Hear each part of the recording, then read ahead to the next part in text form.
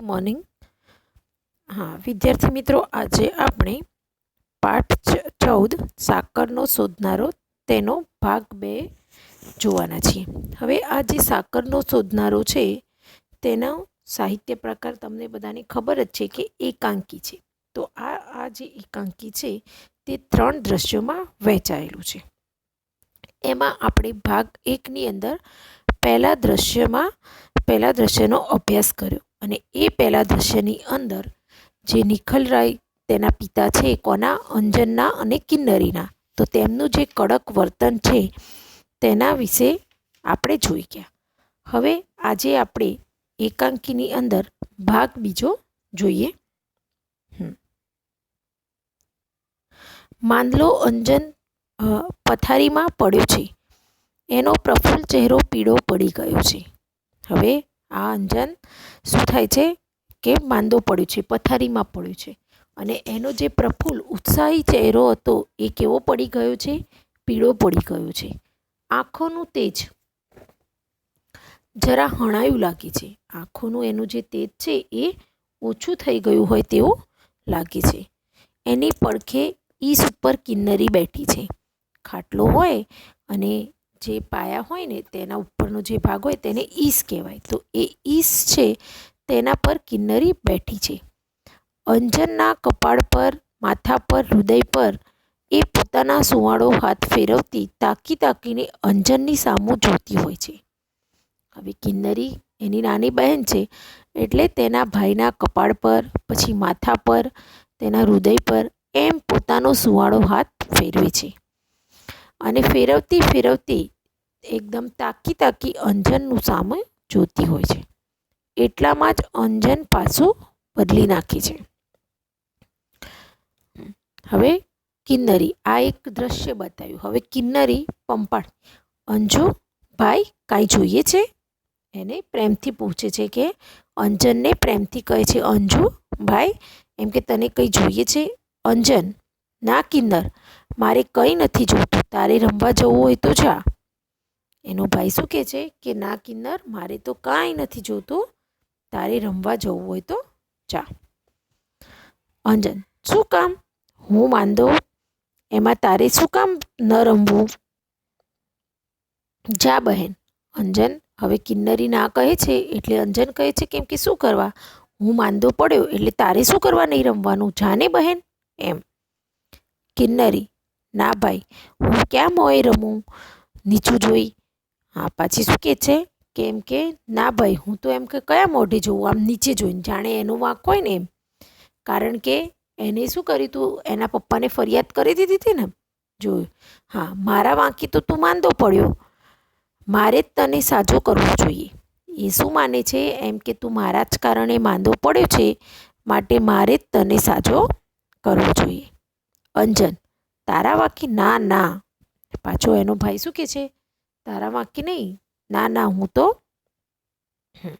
હું તડકામાં ખૂબ કૂદ્યા કરતો હતો ને, પછી તાવ ચડે એમાં શી નવાઈ? એનો ભાઈ એમ કહે છે કે ભાઈ હું તો તારા વાંકી નહીં, પણ હું તડકામાં ખૂબ જ કૂદ્યા કરતો એટલે મને તાવ ચડ્યો છે, એમાં શી નવાઈ? કિન્નરી, ના અંજુ, આજે સવારે મા બાપુને કહેતી હતી કે તેમણે જ તને માંદો પાડ્યો છે. પહેલા દિવસે તને બાપુ એટલું બધું ધક્યા ન હોત તો તારી તબિયતને કશું ન થાત. કિન્નરી શું કહે છે કે ના અંજુ, તું કંઈ રમવાથી નહીં, પણ આજે સવારે આપણી મમ્મી શું આપણા બાપુને કહેતી હતી કે તેમણે જ તેમને માંદો પડ્યો છે. કારણ કે પહેલા દિવસે એના બાપુએ એને માર્યો તો ને લડ્યા હતા ને, એટલે નહીંતર તો તારી તબિયતને કશું થાત નહીં. અંજન કિન્નરીને જોઈ રહે છે. પછી માં મને વળતી કે મેં તને પજવ્યો ન હોત તો બાપુને કંઈ ખબર પડી ન હોત. અને પછી બીજું શું કહે છે? એમ કે જો માં મને વળતી હતી એટલે કે લડતી હતી કે મેં તને ચીડવ્યો ના હોત, પજવ્યો ના હોત તો બાપુને કંઈ ખબર પડત નહીં. એટલે મૂળ વાંક તો મારો જ છે. કિન્નરી અંજનની છાતી પર પોતાનું માથું ઢાળી દે છે. આટલું કહેતા આ કિન્નરી છે તે અંજનના છાતી પર પોતાનું માથું મૂકી દે છે. હેતાળ હાથે એટલે કે પ્રેમાળ હાથે અંજન કિન્નરીનું માથું ઊંચું કરે છે. પછી તેના વાળ પર હાથ ફેરવે છે. અંજન, કિન્નરી એમ ઢીલી ન થા. અંજન કિન્નરીને કહે છે કે તું આવી રીતે ઢીલી ના થઈશ. વાંક તારોય નથી અને મારોય નહીં હોય. માં ઘડી ઘડી નસીબનો વાંક કાઢ્યા કરે છે ને, મારું એ નસીબ વાંકું હશે. હવે અંજન એની બેનને કહે છે વાંક તો તારોય નથી, મારો પણ નથી. માં ઘડી ઘડી એટલે કે થોડી થોડી વારે કહે છે ને કે નસીબનો વાંક કાઢે, એમ મારું એ નસીબ વાંકું હશે. અંજન હસવાનો પ્રયત્ન કરે છે, હસી પણ શકે છે, પરંતુ તેના હાસ્યમાં રંગ નથી, ઉમંગ નથી, ચેતન નથી. હવે આ જે અંજન છે એ આવી રીતે હસવાનો ધીમે રહીને પ્રયત્ન કરે છે, હસે પણ છે, પણ આપણા હાસ્યમાં જે રંગ હોય, ઉમંગ હોય, ઉત્સાહ હોય, ચેતન હોય, આપણે ખાલી ખાલી હસીએ અને અંદર દિલથી હસીએ, એ હસીમાં ફરક હોય, એવું આ અંજનનું પણ થાય છે.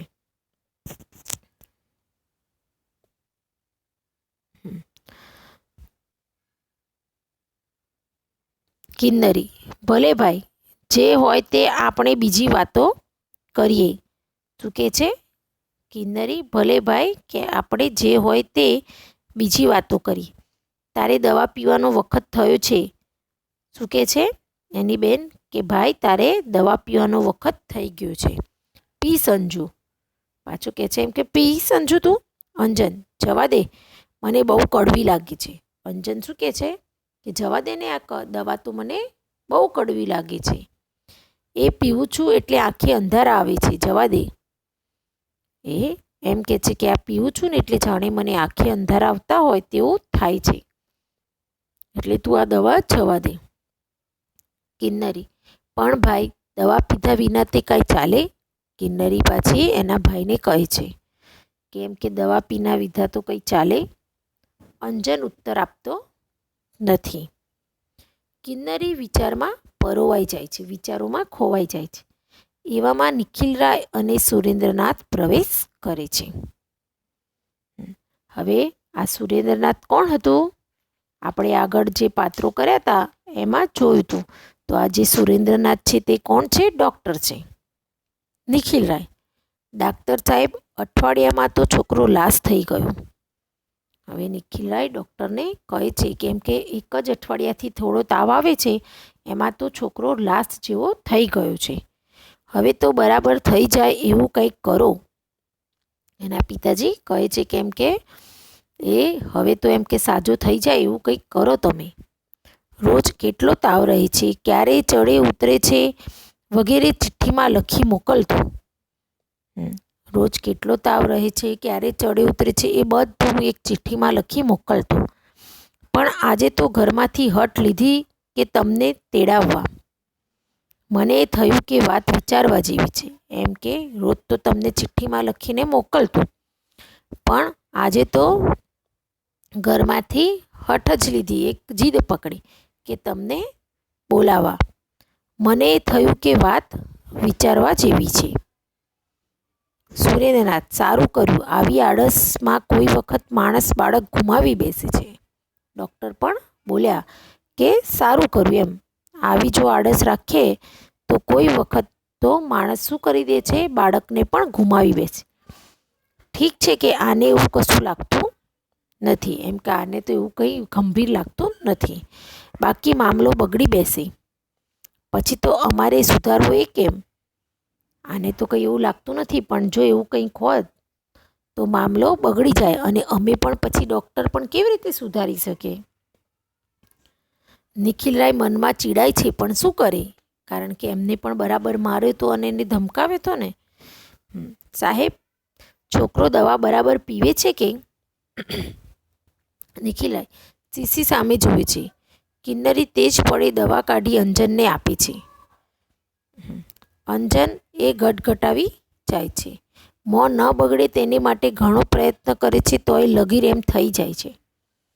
હવે કિન્નરી તેજ પડે દવા પીવડાવે છે અને અંજન એ ગટગટાવી જાય છે.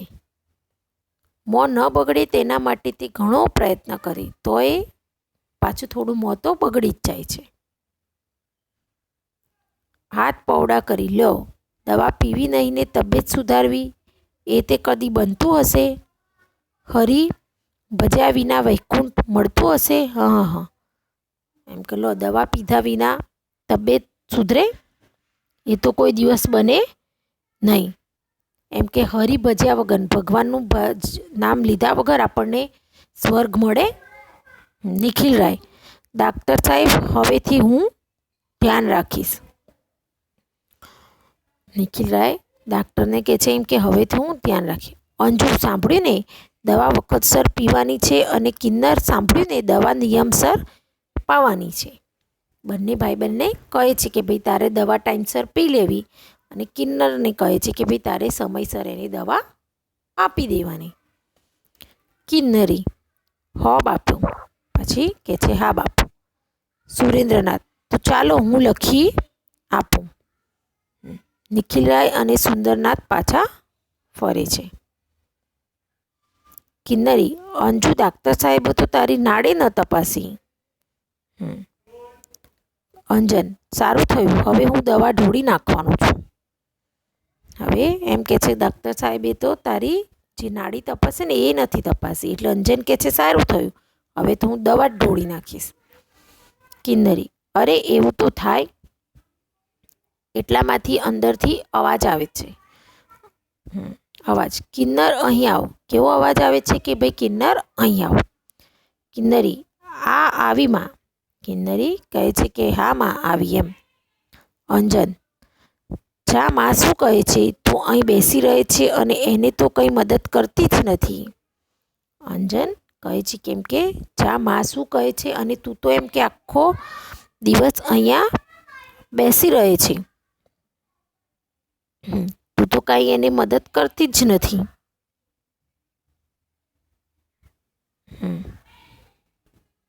અંજન: કિન્નરી જલ્દી જાય છે. હવે કિન્નરી શું કરે છે? એની માતા બોલાવે છે એટલે એ જલ્દી જાય છે. અંજન ધીમેથી પથારીમાં બેઠો થાય છે.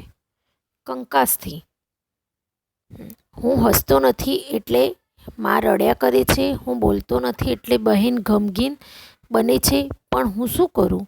મારો આનંદ મરી ગયો છે, જાણે જીવન જ જતું રહ્યું છે. હવે એ અંદર આમ ચીડાઈને કહે છે કેમ કે હું હસતો નથી એટલે માં રડ્યા કરે છે, બોલતો નથી એટલે બહેન ગમગીન બને છે. પણ શું કરું? મારો આનંદ પણ મરી ગયો છે, જાણે જીવન જ જતું રહ્યું. હાંફતી હસતી કિન્નર આવે છે. કિન્નરી: ભાઈ, ભાસ્કર કાકા આવ્યા. એ આ ભાસ્કર કાકા કોણ છે? નિખિલ રાય, તેમના પિતાના મિત્ર છે. એટલે કિન્નરી હસતા હસતા એકદમ ખુશ થઈને આવે છે કેમ કે ભાસ્કર કાકા આવ્યા. અંજન હોંશથી: હે, એ ચાલ, ક્યાં બેઠા છે? એમ એ પણ આશ્ચર્યજનક થઈ જાય છે ને એમ પૂછે છે કે ક્યાં બેઠા છે? કિન્નરી: હમણાં અહીંયા આવશે, માં તેને તારી જ વાત કરતી હતી. કિન્નરી કહે છે કે હમણાં અહીંયા જ આવશે, માતા તારી જ વાત એમને કરતી હતી. અંજનના હોઠ પર હાસ્ય આવે છે. અને એમની પેટીમાં તો સાસા રમકડા લાવ્યા છે, જાણે રાત ને દિવસ રમા જ કરીએ. પાછા કહે છે એમ કે એમની પેટીમાં તો શું કયા રમકડા હશે કે જાણે એ રમકડાથી તો આપણે રાત દિવસ રમ્યા જ કરીએ. આ સાંભળતા અંજનનો ચહેરો ઉતરી જાય છે. કિન્નરીને તેનું કારણ નથી સમજાતું. હવે આ સાંભળતા અંજનનો ચહેરો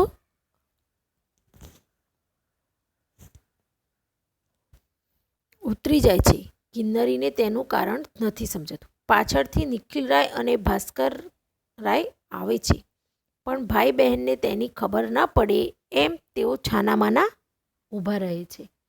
બંને આવે છે પણ એ ભાઈ બહેનને ખબર ના પડે તેવી રીતે તેમના પિતા અને આ કાકા બંને ઊભા રહે છે.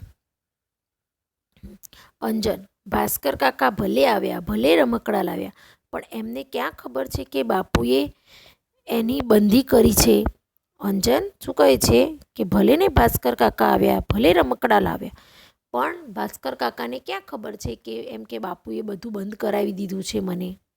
કિન્નરી હસતી છે, તું જોજે તો ખરો, એવો બાપુને કહી દેવાના છે કે આપણને કદી વઢે નહીં, મારે નહીં, પણ બસ રમવા જ દે.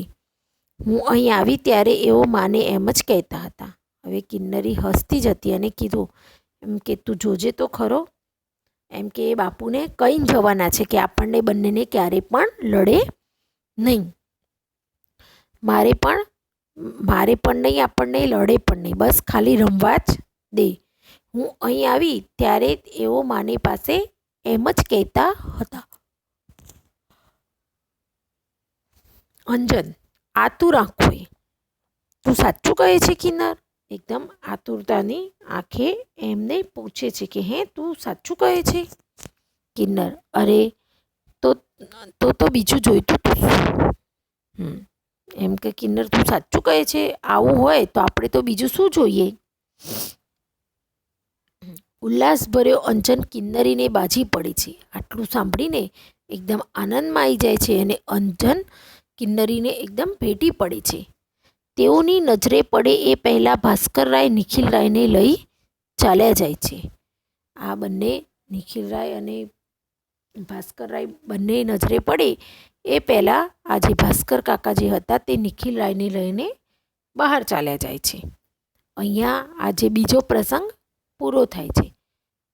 હવે બીજા પ્રસંગમાં તમને ખબર પડી ને કે શેની વાત કરવામાં આવી? પહેલા પ્રસંગની અંદર પિતા તેમને લડે છે અને માતા તેનો પક્ષ ખેંચે છે. અને બીજા પ્રસંગની અંદર અંજન બીમાર પડે છે અને બીમારીની અંદર જે ભાઈ બહેનનો પ્રેમ બતાવ્યો છે તે અને તેમને આ બાળકને આઘાત લાગ્યો હોય તેનાથી એ બીમાર હોય તેવું બતાવે છે. હવે આપણે જોઈશું ત્રીજો પ્રસંગ.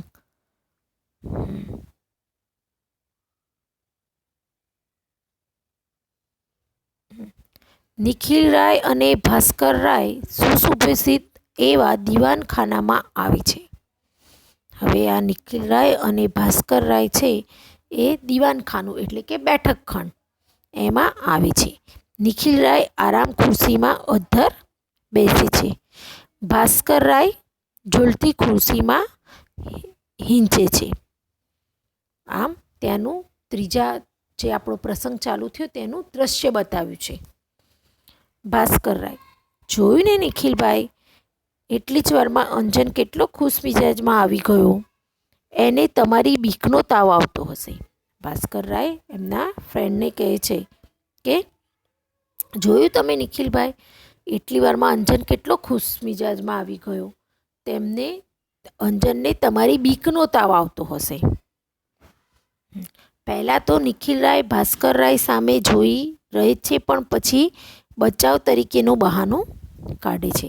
હવે ભાસ્કરરાયે આમ કીધું એટલે નિખિલરાય પોતાના બચાવનું બહાનું કાઢે છે. હવે આગળ નિખિલરાય, ભાસ્કરભાઈ તમે મને ખોટો દોષ દો છો. અંજુના લક્ષણ તમે જાણતા નથી. મહિના દહાડા પહેલાં એ કોલસોનો એક મોટો કકડો લઈને એનો ભૂક્કો કરતો હતો. હવે નિખિલરાય શું કહે છે કે ભાસ્કરરાય તમે ખાલી ખોટો મને દોષ આપો છો. અંજુના લક્ષણો તમે જાણતા નથી. મહિના દહાડા પહેલાં તો એ શું કરતો હતો, કોલસો આવે ને કાળા કલરનો, એ કોલસો લઈ એનો ભૂક્કો કરતો હતો. ભાસ્કરરાય શા વાસ્તે? એમ કે શા માટે? નિખિલરાય મેં પૂછ્યું ત્યારે કહે કે કોલસામાંથી સાકર બને છે એવું તેણે વાંચ્યું છે. હવે નિખિલરાયે કીધું કેમ કે મેં એને પૂછ્યું ત્યારે એને એવો જવાબ આપ્યો. કોને? અંજને.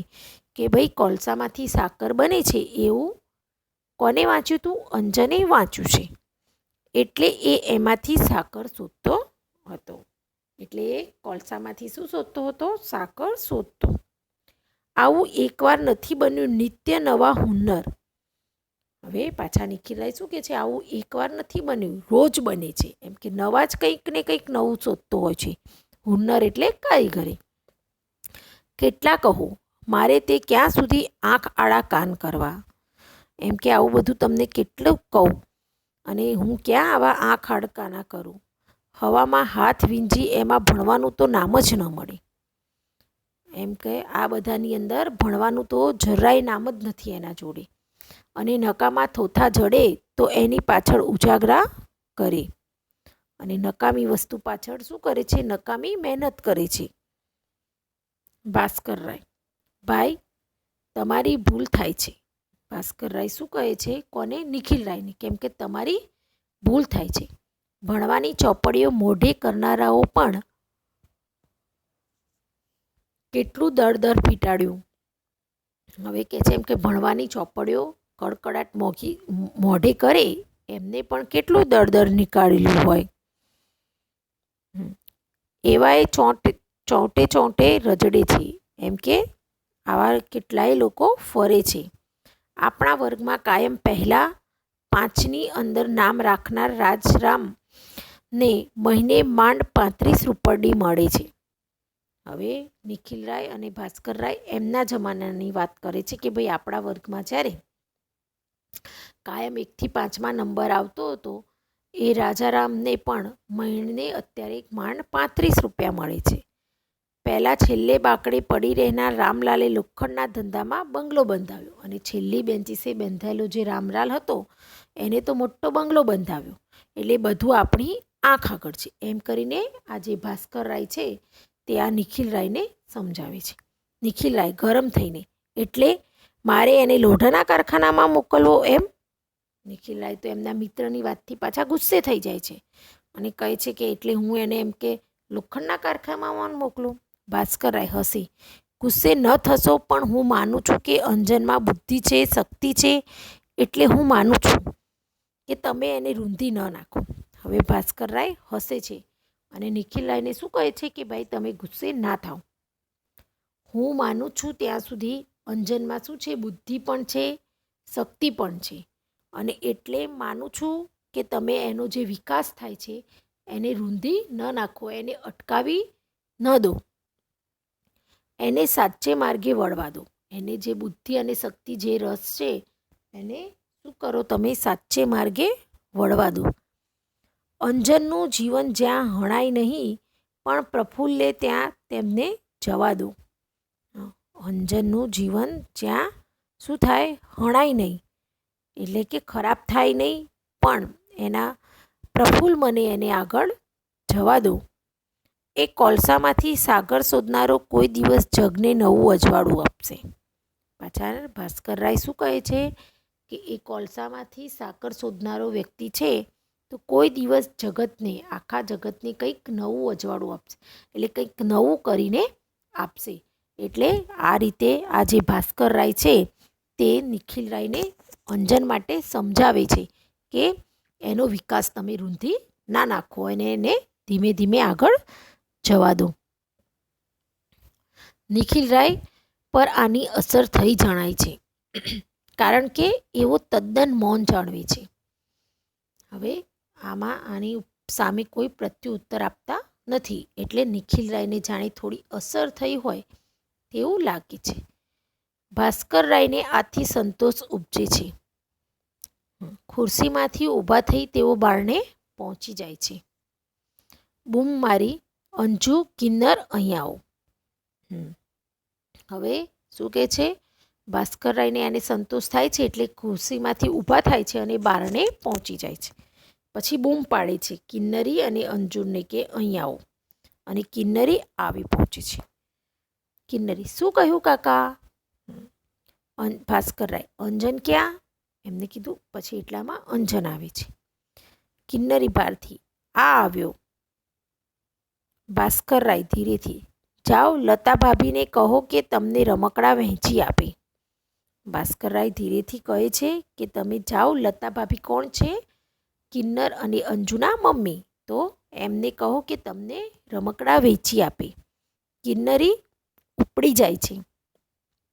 અંજનની આંખો નિખિલરાય ભણી હોય છે, જાણે જવાની રજા ન માગતો હોય. કિન્નરી તો જતી રહે છે તરત, પણ અંજનની આંખો પરથી એવું લાગે છે કે નિખિલરાય સમજી જાય છે કે ભાઈ એ પણ ત્યાં જવાની રજા માગતો હોય તેવું લાગે છે. નિખિલરાય શાંતિથી એને કહે છે કે જા. ઉમંગથી ઉછળતા પગલે અંજન કિન્નરીને પકડી પાડે છે. ભાસ્કરરાય એ બતાવતા જોયું. આ જે ઉમંગથી એકદમ અંજન કિન્નરીને પકડે છે એ ભાસ્કરરાય બતાવે છે અને પછી કહે છે કે જોયું. નિખિલરાય આડું જોઈ જાય છે. એટલે આવું કીધું એટલે નિખિલરાય આડું જોવા લાગે છે. ભાસ્કરરાય પડખે પડેલું છાપું ઉગાડે છે. અંદરથી આવતો અંજન અને કિન્નરીનો મીઠો કિલકિલાટ બંનેના કાને અથડાય છે. હવે નિખિલરાય તો આડું જોવા લાગ્યા, એમને શરમ આવી એટલે. પણ ભાસ્કરરાય બાજુમાં પડેલું જે છાપું છે તે ખોલે છે અને અંદરથી આ અંજન અને કિન્નરીનો મીઠો જે કિલકિલાટ આવે છે સરસ મજાનો, એ આ ભાસ્કરરાય અને અંજનના ભાસ્કરરાય અને નિખિલરાયના કાને પડે છે. એટલે આમ આપણને આ એકાંકી પરથી ખબર પડે કે બાળકોનો વિકાસ ક્યારે પણ આપણે રૂંધવો ન જોઈએ અને બહુ એવું કડક વલણ પણ રાખવું ન જોઈએ. જેમ જેમ આગળ જાય એમ બાળકને સમજીને એના વિકાસમાં આપણે અવરોધક ના બનતા એને વિકાસશીલ એ પ્રગતિ કરે તેવું વાતાવરણ પૂરું પાડવું જોઈએ. હવે આ પાઠની ભાષા સજ્જતા કાઢજો તમે અને જો ભાષા સજ્જતામાં હવે ભાષા સજ્જતામાં શેની વાત કરવામાં આવેલી છે? જોડણીની. આપણે અત્યાર સુધી દરેક પરીક્ષામાં બધે જોડણી લખતા આવીએ અને ગુજરાતી ભાષામાં તો જોડણીનું ખૂબ જ મહત્ત્વ છે. તો લેખનમાં કોઈ પણ લેખનમાં જોડણીનું ઘણું જ મહત્ત્વ રહેલું છે. જોડણીની ભૂલને કારણે શું થઈ જાય? આખો અર્થ બદલાઈ જાય. આપણે શબ્દ ખોટો લખીએ એ જોડણીની ભૂલ હોય તો આખો અર્થનો અનર્થ થઈ જાય છે. તેમજ સાચા અર્થમાં આપણે વ્યક્ત થઈ શકતા નથી. જેમ કે દાખલા તરીકે તમે જાણો છો, ચોપડીમાં ધ્યાન આપજો કે દિન એટલે કયો નાની હસ્વ ઈ કરેલો છે ને, તો એ દિનનો મતલબ થાય છે દિવસ અને દીર્ઘ ઈ કરેલો દિન છે એનો મતલબ ગરીબ થાય છે. એટલે આવી રીતે આપણે માત્રાની ભૂલો વારે વારે કરતા હોઈએ છીએ. તો આવી માત્રાની જો ભૂલો થતી હોય તો એના કારણે અર્થનો અનર્થ થઈ જાય. એટલે આપણે જોડણી લખવામાં હંમેશા ધ્યાન રાખવાનું છે. આ ઉપરાંત પણ એકમમાં આવતા શબ્દોની જોડણી ધ્યાન રાખીએ. કિલકિલાટ, સુરેન્દ્રનાથ, ખુશ મિજાજ, ઢીલો ઢસ અને પ્રયત્ન. હવે જોઈએ કે જોડણીના કારણે અર્થ જે બદલાય છે તેવા શબ્દો. ઉદાહરણ: પાણી. હવે આ પાણીમાં અણની પાછળ કયો ઈ આપેલો છે? દીર્ઘ ઈ આપેલો છે. તો આ દીર્ઘ ઈ આપેલો હોય એ પાણીનો અર્થ થાય જળ, પીવાનું પાણી, વાપરવાનું પાણી એ. અને આ પાણી જેમાં હસ્વ ઈ હોય તો એનો અર્થ થાય છે હાથ. હવે આ જે સારું લખેલું છે, સારું, એના ઉપર અનુસ્વાર નથી તો એનો અર્થ થાય ને માટે. અને સારું ઉપર અનુસ્વાર આપેલો હોય એનો મતલબ થાય છે સુંદર. હવે ચીર, જેમાં દીર્ઘ ઈ વાળું ચીર હોય તો વસ્ત્ર, ચીર એટલે વસ્ત્ર, અને હસ્વ ઈ વાળું ચીર હોય તો લાંબુ. આપણે ચિરંજીવી બોલીએ છીએ ને, તો લાંબુ એમ. તો આવી રીતે હસ્વ ઈ, પછી અનુસ્વાર, નાની મોટી જે દીર્ઘ ઈ, આવી માત્રાઓની ભૂલના કારણે આખો શબ્દનો અર્થ બદલાઈ જાય છે. એટલે આપણે હંમેશા ભાષાના વિદ્યાર્થી તરીકે આપણે બધાએ તે લખવામાં ખૂબ જ ધ્યાન રાખવું જોઈએ. આ તો આપણે જોડણીની વાત કરી. એવી રીતે બીજી વાત છે, વિરામ ચિહ્નોના ઉપયોગ દ્વારા અર્થ બદલાતા હોય તેવા વાક્યો. વિરામ ચિહ્નો તો આપણને બધાને ખબર જ છે કે ભાઈ પૂર્ણ વિરામ, અલ્પ વિરામ, અર્ધ વિરામ, પ્રશ્નાર્થ ચિહ્ન, ઉદ્ગાર ચિહ્ન. તો આવા જે વિરામ ચિહ્નો છે તેનો ઉપયોગ પણ જો બરાબર ના કરીએ આપણે તો તેનો પણ અર્થ બદલાઈ જાય છે. આવા અહીંયા એક વાક્ય આપેલું છે તેનું ઉદાહરણ જુઓ. અહીં ગંદકી કરવી નહીં, અને એના પછી શું છે? કોમા. પછી બીજું વાક્ય કે કરનાર સજાપાત્ર થશે. આ વાક્યનો અર્થ બરાબર છે કે ભાઈ અહીંયા તમારે ગંદકી કરવી નહીં, અને એમ કે જે કરશે એને શું થશે? સજાપાત્ર થશે. હવે બીજું જ વાક્ય, આ જ વાક્ય છે પણ કોમા લખવામાં ભૂલ કરેલી છે, અલ્પ વિરામ લખવામાં ભૂલ કરેલી છે વિરામ ચિહ્નમાં. જો અહીં ગંદકી કરવી, પછી શું લખ્યું છે? કર્યું છે કોમા, અલ્પ વિરામ. નહીં કરનાર સજાપાત્ર થશે. આખો અર્થ બદલાઈ ગયો ને. એટલે જોડણી લખવામાં પણ આપણે ભાષામાં ધ્યાન રાખવાનું છે, અને તેની સાથે સાથે આપણે શું લખીશું? વિરામ ચિહ્નો લખવામાં પણ ધ્યાન રાખીશું. અહીંયા બીજું એક બી ઉદાહરણ છે કે બીડી પીવી નહીં, પીનારને સજા થશે. એવી જ રીતે બીડી પીવી નહીં, પીનારને સજા થશે. એટલે હંમેશા આપણે જોડણી અને વિરામ ચિહ્નો મૂકવામાં ખૂબ જ ધ્યાન રાખીશું મિત્રો.